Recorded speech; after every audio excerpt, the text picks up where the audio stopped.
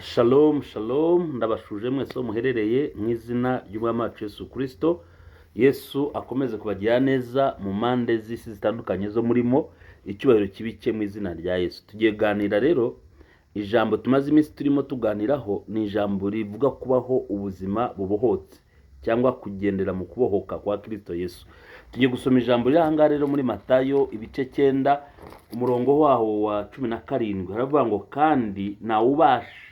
kandi nawasuka vino y'umutobe mu mifuka y'impu ishaje, wagira atyo iyo mifuka yaturika, vino igasandara hasi, imifuka ikononekara, ahubwo vino y'umutobe isukwa mu mifuka mishya, byombi bikarama.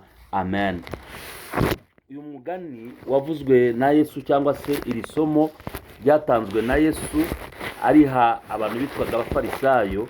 Abafarisayo bari abantu b'abanyedini babaga inyuma ya Yesu, ariko bakurikiza imigenzo y'idini n'amategeko. Bo bakumva ko uko bameze n'uko bateye bashobora kongeraho na Kristo, bakaguma uko bari bameze ariko bakongeraho Kristo uko bari. Aha rero niho Yesu yarimo abaganiriza, asa n'ubaciriye umugani, asa n'ubabwira aya magambo akomeye. Ababwira ngo ntawafata vino nshya ngo ayitare mu mifuka ishaje, ngo byombi byaturika, ari imifuka ari vino ikameneka, ari imifuka igasandara. Ahubwo vino nshya bayitara mu mifuka mishya, ngo byose bikabona kurambana. Ushobora kumvira ijambo nusobanukirwe se icyo ndenda kuvuga. Yesu ashaka kuvuga iki? Nicyo tugiye kuvugaho mu buzima bwo kubohoka. Kera abantu bakera b'icyo gihe cyaba Yesu bengaga vino barayengaga igashya. Rero vino yashyaga yameraga nk'uko ureba umusemburo, yarabyimbaga, yaratubukaga, yagiraga gaze. Yagiraga gaze rero byasabaga ko ihaga ikintu bayitazemo, imazemo iminsi itazemo. Bivuze rero ngo kandi kera abantu bari bataragira ikoranabuhanga ngo bagire bino bikoresho byo kwengeramo ibintu, bakoreshaga impu z'ihene. Babagaga ihene bagatunganya uruhu, barangiza bakarukoramo igitariro cyo gutaramo vino. Bivuze rero ngo iyo vino y'uruhu rwabaga ari rushya na vino ari nshya, uruhu rwarakwedukaga, ikintu gishyura kireba. Ariko uruhu kuko rudafite stretch muri rwo, iyo rumaze gukweduka, aho ngaho rwakwedukiye niho ruguma rukagangarara.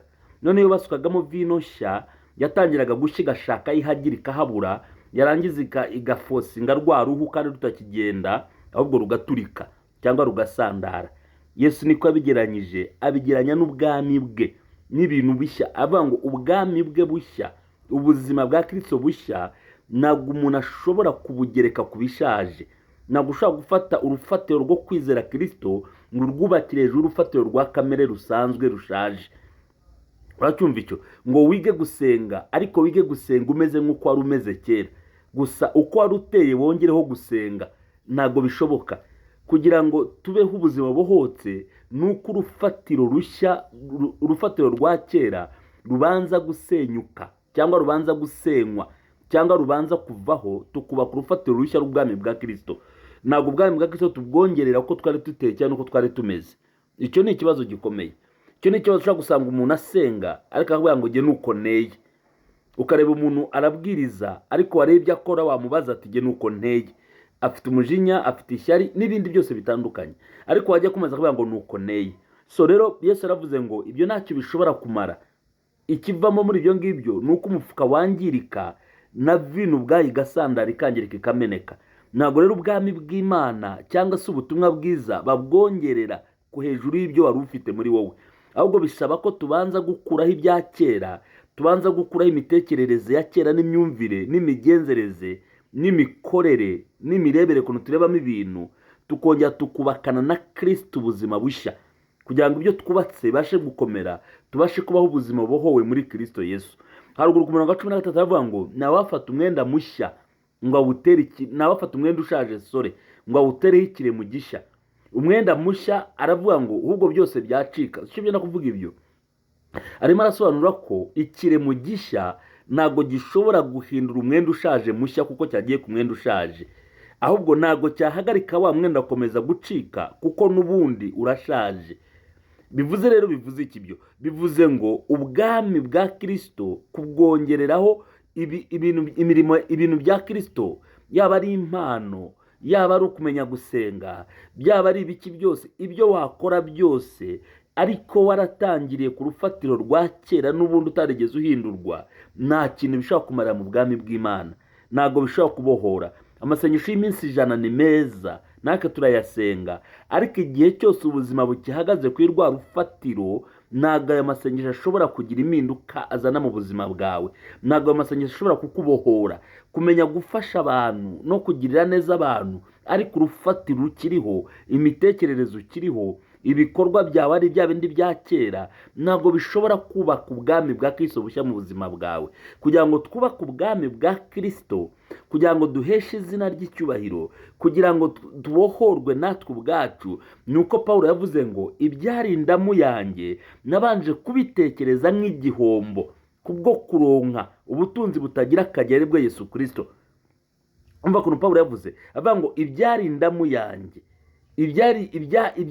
ibyari inyungu zanjye, ibyo natekerezaga ko ari by'ibitangaza kuri jyewe bya kera, nahise mpindura imitekerereze, mbitekereza nk'uko ari igihombo kubwo kuronka ubutunzi butagira akagero aribwo Yesu Kristo.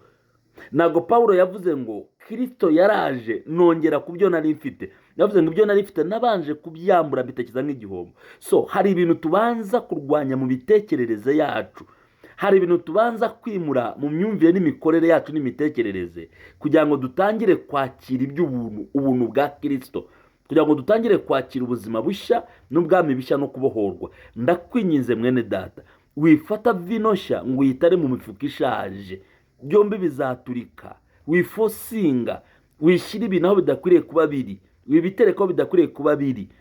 Banza ufate uruhu rushya urushyiremo vino nshya, banza ube mushya, banza witegure guhindurwa, banza witegure gutunganywa, hanyuma ubone kwakira ubwo bwami bw'Imana.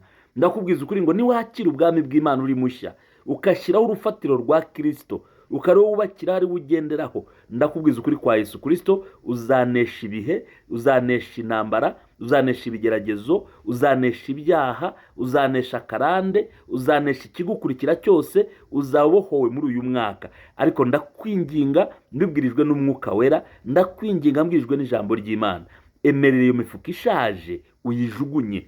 Emerera iyo mifuka ishaje wikomeza kuyihatamo vino, wikomeza kuyihatamo umutobe mushya, kuko bizaturika. Numara kubyiba bizaturika. Yesu atugire neza cyane mu izina rya Yesu. Numvaga ijambo nshaka kurivuga ku buzima bwo kubohoka kwacu. Niki gikunda kudutinza no kutuboha? Ni ugufata bya bindi bya kera. Abraham Imana yambwiye ngo siga so na nyoko n'igihugu n'ibintu byose, ugende wenyine, njye kukubaka, nkugire ubwami bushya, nkugire ubwoko bushya. Ntago Yesu yubakira ku bishaje.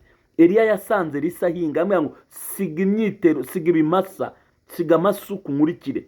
Aramukurikira, Elisa ahinduka undi muntu udasanzwe. Nimba ushaka guhinduka umuntu udasanzwe muri ubwami bw'Imana, nimba ushaka kuba umukozi w'Imana udasanzwe muri ubu buzima bw'agakiza, hari ibyo ukwiriye kubanza kwiyambura, hari ibyo ukwiriye kubanza kureka, hari ibyo ukwiriye kubanza gutera umugongo, ukabasha kwakira ibindi bishya. Ntabwo tujya twakira ibishya ku bishaje, ahubwo tubanza kwiyambura ibishaje, hanyuma tukakira ibishya mu izina rya Yesu. Nimba ushaka kwakira imbaraga z'Imana, banza ugire ibyo wiyambura. Nimba ushaka kwakira umugisha, banza ugire ibyo wiyambura. Nimba ushaka kwakira isezerano, banza ugire ibyo wiyambura. Nimba ushaka kunesha, banza ugire ibyo wiyambura. Nimba ushaka guhemburwa, banza ugire ibyo wiyambura. 2026 nugira ibyo ureka, ukagira ibyo wiyambura, ukagira ufatira usenya, ukagira imifuka ishaje ukuraho, vino nshya ukayishyira mu mifuka mishya. Ndakubwiza ukuri ngo ubuzima bwawe buraza guhinduka, amateka yawe araza guhinduka, imibereho yawe iraza guhinduka, ibintu byose biraza guhinduka. Izina ry'Uwiteka Imana riraza gushyirwa hejuru mu izina rya Yesu Kristo. Ndagusengeye Mwami Yesu, uyu mwana wawe unyumva unkurikiye, nyemerera data imifuka ishaje, imitekerereze ishaje, imyumvire ishaje, imikorere ishaje, byose ubikure ku buzima bwacu, ahubwo twakire umutobe mushya mu mifuka mishya, twakira agakiza mu buzima bushya, ku rufatiro rushya rw'ubwami mu izina rya Yesu. Ukomeze kubana natwe no kubana natwe no kugenda natwe. Izina ryawe rihimbazwe Yesu, kandi rishyirwe hejuru mu izina rya Yesu rikomeye kandi mu mazina yose. Amen. Yesu abaho umugisha mu izina rya Yesu. Amen.